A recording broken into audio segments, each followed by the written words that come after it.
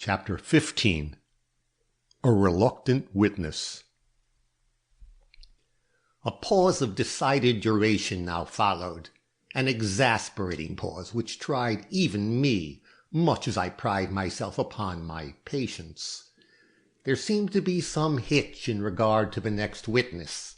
The coroner sent Mr. Gryce into the neighboring room more than once, and finally, when the general uneasiness seemed on the point of expressing itself by a loud murmur, a gentleman stepped forth, whose appearance, instead of allaying the excitement, renewed it in quite an unprecedented and remarkable way. I did not know the person thus introduced. He was a handsome man, a very handsome man, if the truth must be told, but it did not seem to be this fact which made half the people there crane their heads to catch a glimpse of him. Something else, something entirely disconnected with his appearance there as a witness, appeared to hold the people enthralled and waken a subdued enthusiasm which showed itself not only in smiles, but in whispers and significant nudges, chiefly among the women, though I noticed that the jurymen stared when somebody obliged them with the name of this new witness. At last it reached my ears, and though it awakened in me also a decided curiosity, I restrained all expression of it, being unwilling to add one jot to this ridiculous display of human weakness. Randolph Stone, as the intended husband of the rich Miss Althorpe, was a figure of some importance in the city, and while I was very glad of this opportunity of seeing him, I did not propose to lose my head or forget in the marked interest his person invoked the very serious cause which had brought him before us. And yet I suppose no one in the room observed his figure more minutely. He was elegantly made and possessed, as I have said, a face of peculiar beauty, but these were not his only claims to admiration. He was a man of undoubted intelligence and great distinction of manner. The intelligence did not surprise me, knowing as I did how he had raised himself to his present enviable position in society in the short space of 5 years. But the perfection of his manner astonished me, though how I could have expected anything less in a man honored by Miss Althorpe's regard, I cannot say. He had that clear pallor of complexion which in a smooth-shaven face is so impressive, and his voice when he spoke had that music in it which only comes from great cultivation and a deliberate intent to please. He was a friend of Howard's, that I saw by the short look that passed between them when he first entered the room. But that it was not as a friend he stood there was apparent from the state of amazement with which the former regarded him, as well as from the regret to be seen underlying the polished manner of the witness himself.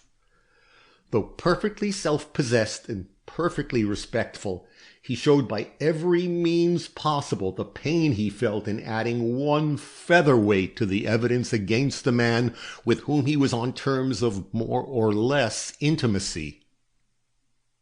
But let me give his testimony. Having acknowledged that he knew the Van Burnham family well, and Howard in particular, he went on to state that on the night of the 17th he had been detained at his office by business of a more than usual pressing nature, and finding that he could expect no rest for that night, humored himself by getting off the cars at 21st Street, instead of proceeding on to 33rd Street where his apartments were. The smile which these words caused — Miss Althorpe lives in 21st Street — woke no corresponding light on his face. Indeed, he frowned at it as if he felt that the gravity of the situation admitted of nothing frivolous or humorsome. And this feeling was shared by Howard, for he started when the witness mentioned 21st Street and cast him a haggard look of dismay, which happily no one saw but myself, for everyone else was concerned with the witness. Or should I accept Mr. Gryce? I had, of course, no intentions beyond a short stroll through this street previous to returning to my home," continued the witness gravely, "and am sorry to be obliged to mention this freak of mine, but find it necessary in order to account for my presence there at so unusual an hour." "You need make no apologies," returned the coroner. "Will you state on what line of cars you came from your office?" "I came up 3rd Avenue. "Ah, and walked towards Broadway?" "Yes." "So that you necessarily passed very near the Van Burnham mansion?" "Yes." "At what time was this, can you say?" "At 4, or nearly 4. It was 3:30 when I left my office." "Was it light at that hour? Could you distinguish objects readily?" "I had no difficulty in seeing." "And what did you see? Anything amiss at the Van Burnham mansion?" "No, sir, nothing amiss. I merely saw Howard Van Burnham coming down the stoop as I went by the corner." "You made no mistake. It was the gentleman you name, and no other whom you saw on the stoop at this hour?" "I'm very sure that it was he. I'm sorry—" But the coroner gave him no opportunity to finish. "You and Mr. Van Burnham are friends, you say, and it was light enough for you to recognize each other, then you probably spoke?" "No, we did not. I was thinking, well, of other things." And here he allowed the ghost of a smile to flit suggestively across his firm-set lips. "And Mr. Van Burnham seemed preoccupied also, for as far as I know, he did not even look my way." "And you did not stop?" "No, he did not look like a man to be disturbed." "And this was at 4 on the morning of the 18th? "At 4. "You are certain of the hour and of the day?" "I am certain. I should not be standing here if I were not very sure of my memory." "I'm sorry," he began again, but he was stopped as peremptorily as before by the coroner. "Feeling has no place in an inquiry like this." And the witness was dismissed. Mr. Stone, who had manifestly given his evidence under compulsion, looked relieved at its termination. As he passed back to the room from which he had come, many only noticed the extreme elegance of his form and the proud cast of his head. But I saw more than these. I saw the look of regret he cast at his friend Howard.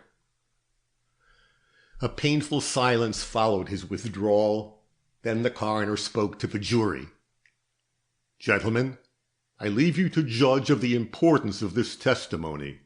Mr. Stone is a well-known man of unquestionable integrity, but perhaps Mr. Van Burnham can explain how he came to visit his father's house at 4 o'clock in the morning on that memorable night, when, according to his latest testimony, he left his wife there at 12. We will give him the opportunity." "There's no use," began the young man from the place where he sat.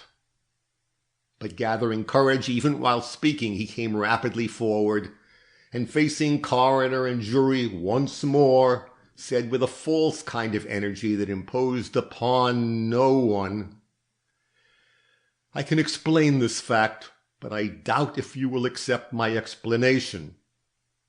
I was at my father's house at that hour, but not in it. My restlessness drove me back to my wife, but not finding the keys in my pocket, I came down the stoop again and went away." "Ah, I see now why you prevaricated this morning in regard to the time when you missed those keys." "I know that my testimony is full of contradictions." "You fear to have it known that you were on the stoop of your father's house for the second time that night?" "Naturally, in face of the suspicion I perceived everywhere about me." "And this time you did not go in?" "No." nor ring the bell? No. Why not, if you left your wife within, alive and well? I did not wish to disturb her. My purpose was not strong enough to surmount the least difficulty. I was easily deterred from going where I had little wished to be. So that you merely went up the stoop and down again at the time Mr. Stone saw you? Yes, and if he had passed a minute sooner, he would have seen this. Seen me go up, I mean, as well as seen me come down. I did not linger long in the doorway. But you did linger there a moment? Yes, long enough to hunt for the keys and get over my astonishment at not finding them. Did you notice Mr. Stone going by on 21st Street? No. Was it as light as Mr. Stone has said? Yes, it was light. And you did not notice him? No. Yet you must have followed very closely behind him. Not necessarily. I went by the way of 20th Street, sir. Why, I do not know, for my rooms are uptown. I do not know why I did half the things I did that night.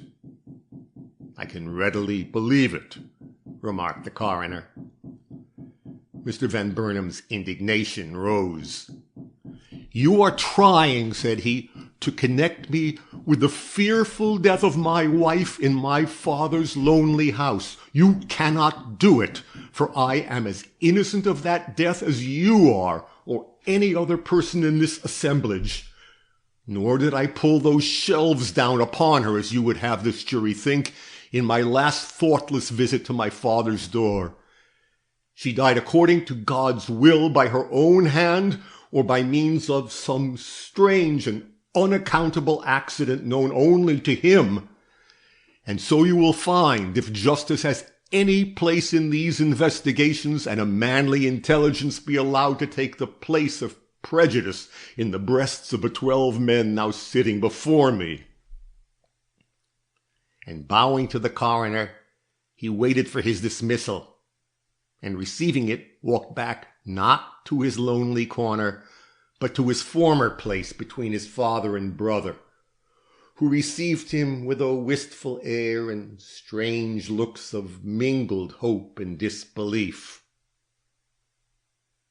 The jury will render their verdict on Monday morning, announced the coroner, and adjourned the inquiry.